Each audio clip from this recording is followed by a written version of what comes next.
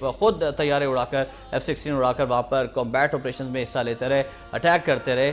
कितनी इंस्पिरेशन मिली पायलट्स को जो मौजूद हैं, यंग हैं, आप जैसे लोग हैं जो कि पाक फौज के ऐसे हैं, अपने ऑफिसर से और अपने सरबराहान से? जी, किसी भी ऑर्गेनाइजेशन अगर आप देखें तो उसका मोराल हाई होता है जब उस एक ऑर्गेनाइजेशन का लीडर खुद जो है इनिशिएटिव ले, खुद काम करे। और अगर आप एयरफोर्स को देखें, इस फ़ौज को देखें, तो अगर इस फ़ौज का, एयरफोर्स का एक लीडर जो है, जो हमारे एयर चीफ हैं साबिक, वो खुद एक मिशन फ्लाई कर रहे हैं, तो जो निचले लेवल के जो हमारे सोल्जर्स हैं, जो हमारे जूनियर रैंक के ऑफिसर्स हैं, उनका मोराल जो है इससे बहुत ज़्यादा हाई होगा, हाई हुआ था, क्योंकि हमारे चीफ जो हैं वो खुद लीड कर रहे हैं। और ये एक जज्बा जो बचपन से हमारे दिल के अंदर है अपने मुल्क कौम के लिए, अपनी मुल्क कौम की सलामती के लिए, ये उसको बूस्ट करता है। तो इंशाल्लाह हम हमेशा की तरह अभी भी पहले से ज़्यादा तैयार हैं।